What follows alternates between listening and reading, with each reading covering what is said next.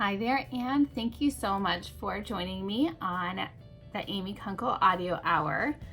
I'm going to be doing a mini series on my new book, Unbound Allegiance. I have the proof copy and it is actually officially launched as of August 5th, 2019. So if you would like a copy, you may order one from Amazon. It is called Unbound Allegiance, Finding Freedom in a Truth of Your Own. And today I'm going to cover chapter 1 and 2, as well as the introduction.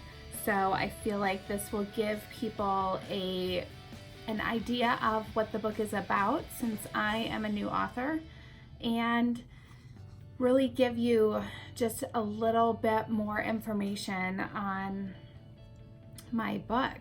So let's get started. In the introduction, or the preface, or actually I think I ended up calling it Start Here, because I'm not really an introduction kind of person. I don't always read the introductions of my books, so I wanted to just let people know to start here. This will give you the why I wrote the book message, and I hope that you actually get out of it what I intend for you to get out of it. I wanted to share my conscious shift in my awakening.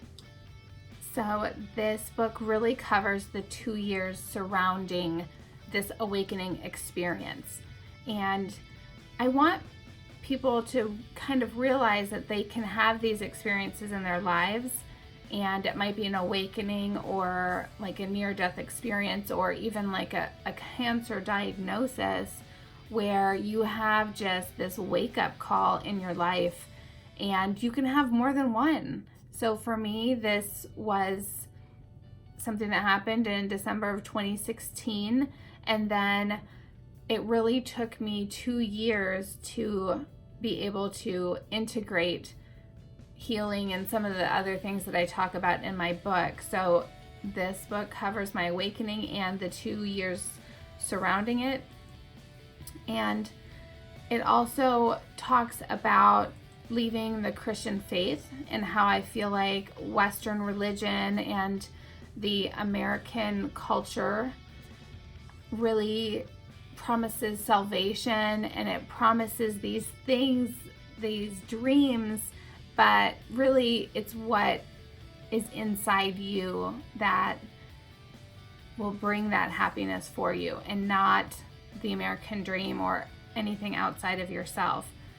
So I talk about that in the introduction, and then I go into chapter 1, which is called The American Dream, and I lay out the idea that we are all programmed to an extent based on our upbringing, our parental influence or non-influence, if you were raised by, if you were adopted, or if you, like, whatever you were brought up with is part of your program, whether it was consciously taught to you or unconscious patterns that you picked up from your family. I talk about that in the first chapter. I express my feeling on our parents and how they are also just operating out of a program that they didn't consciously choose for themselves.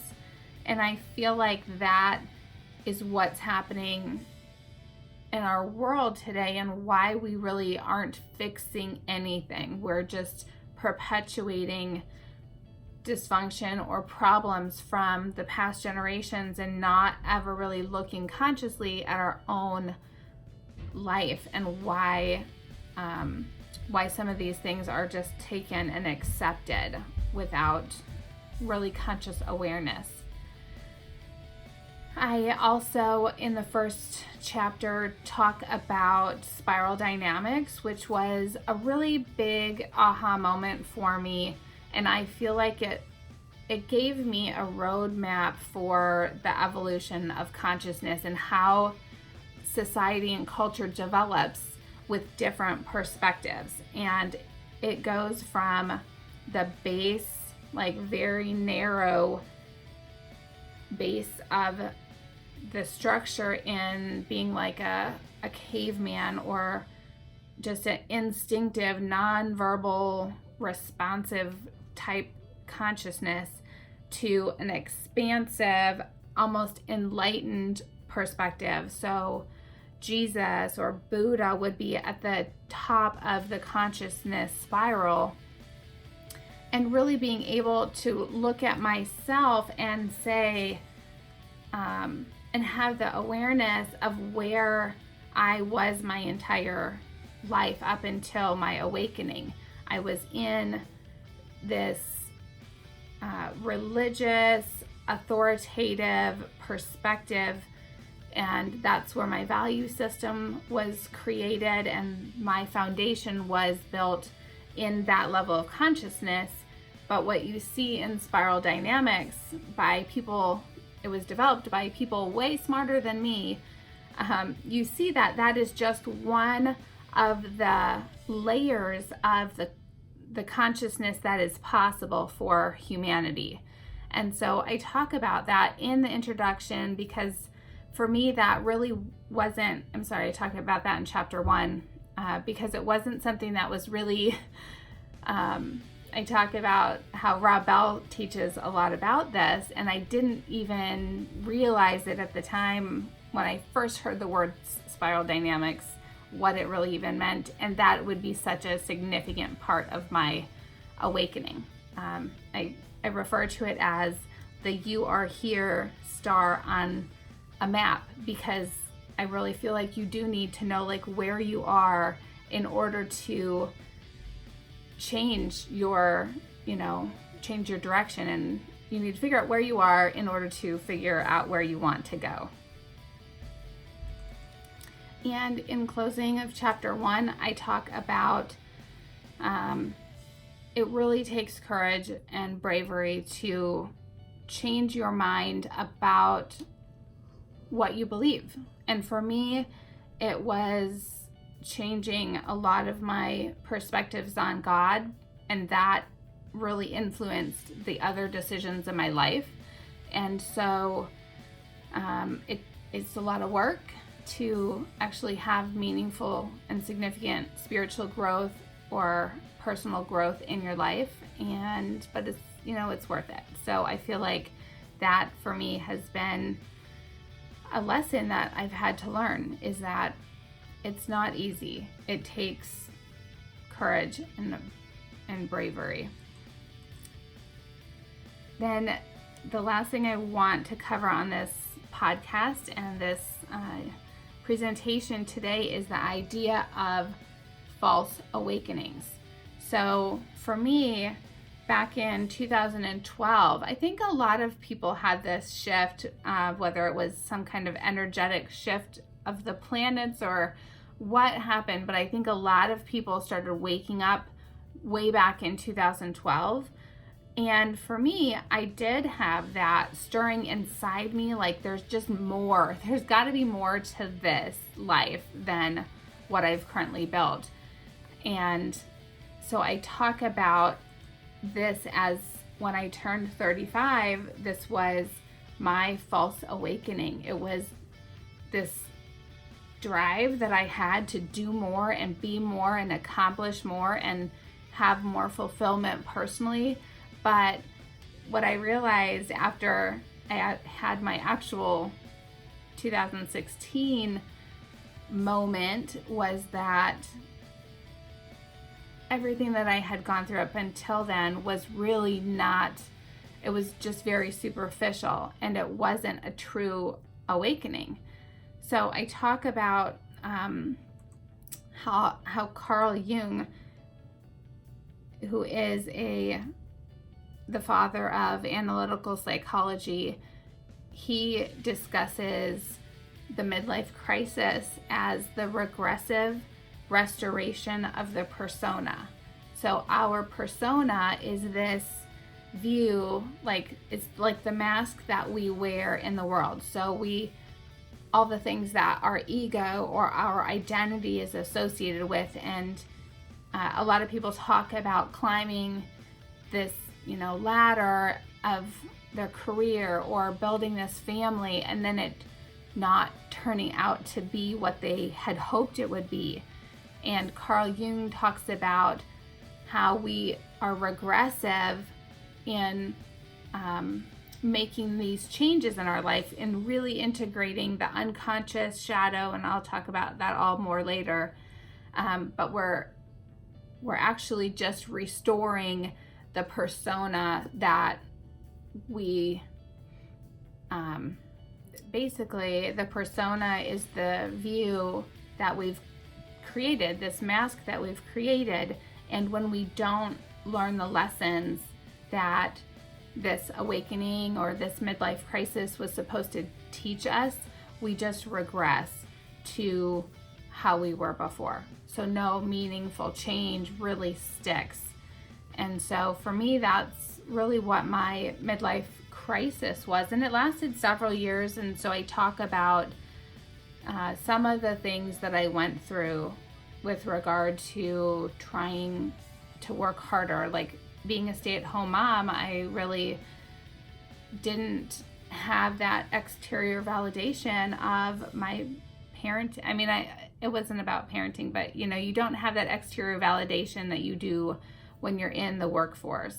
And so I started a blog and I started working more, and essentially what happened is I just got completely exhausted and burned out, ended up having anxiety issues and feeling like it just didn't work.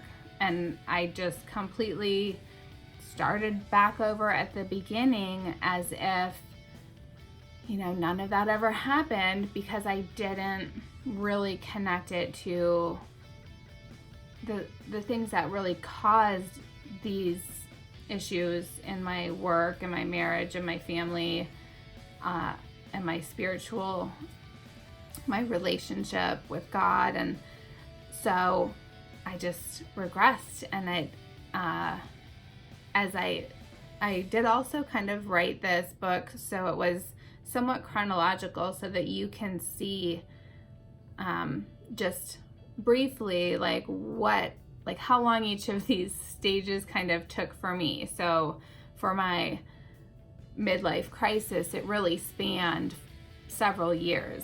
I would say maybe 5 years. Well, yes, because when I turned 40 is when the awakening, my 2016 awakening happened.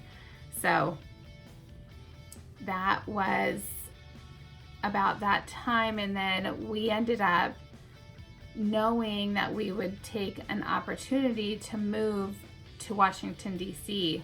So we're going to take our whole family and uproot from Ohio and go to Washington, D.C. for a year. And so for me, I was looking at this as, okay, all this stuff didn't work. This whole midlife crisis, I felt like that was over, but I still felt like there were a lot of things in my life that just still weren't working out yet. I didn't really, I had always been an architect for 12 years, I think, at that point, and I hadn't done anything with it, and just marriage was not wonderful. And I was hoping that, just being in Washington, D.C., I would get some clarity and have some time and be able to have that space to really figure some things out. And as it turned out, spoiler alert, I had this awakening. And so that's all I'm going to cover for today's podcast. And I will leave you hanging for what happens next, and also remind you that you can purchase Unbound Allegiance, Finding Freedom in a Truth of Your Own.